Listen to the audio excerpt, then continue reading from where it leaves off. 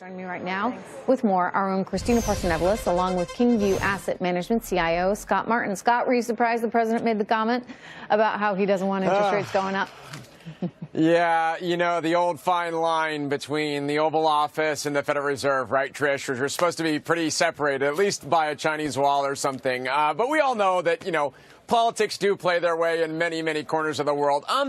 I'm not surprised. I kind of agree with Donald, though, in the sense of we're on a first-name basis, by the way, now, I guess. Apparently, in the sense that I don't disagree as much with the interest rate hikes, Trish, as much as I disagree with the Fed flattening or, in some cases, maybe down the road, inverting the yield curve, because that's when you start looking at the impact on the banks, the impact on the economy, and that's probably what he's more worried about than, say, just the Fed knocking in 2 more rate hikes, which I think we're going to get, by the way, by the end of the year. Yeah, I mean, Christina, in some ways, isn't it healthy? I mean, if you've got an improving economy, and we do have an improving economy, don't you want interest rates to start moving up? That should be expected. And by the way, if they don't, what the heck is going on? If no one thinks that, you know, rates are going to be higher 10 years from now, I mean, what is the 10-year right now? We'll show everybody the yield on the 10-year, which is still down in the doldrums. Right. I mean, if no one thinks that money's going to be worth more, you're still Let's below just 3%. go out and spend everything, then, yeah, right? Why save? You know, I just think that it creates some rather unintended consequences when you leave them this low for this long. Exactly, which is why the Fed has said that they're going to go forward. However, in the beige book that came out, and within that beige book for July, they did say tariffs 31 times. So they are concerned about tariffs.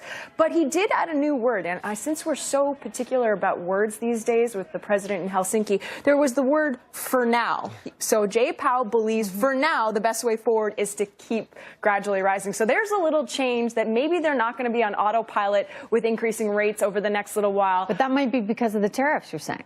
In other words, if tariffs are actually, you've got to hope, you've got to pray, right, that consumers are out there spending enough, right, because you've got a better economy and there's more optimism out there, Scott, that they're spending, and therefore that offsets any risk to the economy with tariffs. Otherwise, I mean, maybe Jerome, I'll use, we're on a first-name basis, too. Then it should be Jay, right? Yeah.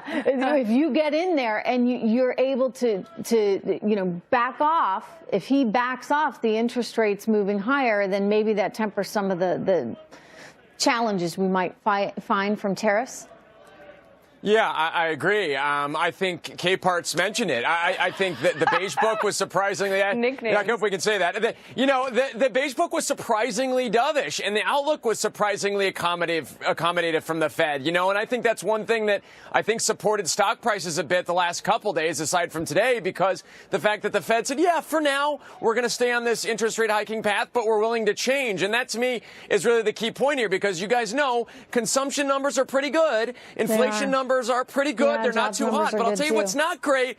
It's right. Their job numbers are good. But I'll tell you what's not that great, in my opinion, as far as our work goes, wage growth numbers. They're going up, yes, but they're still hanging around that 3%. That's not where they should be, given the great pace of job growth we've seen. Can I ask you, I mean, explain that, though.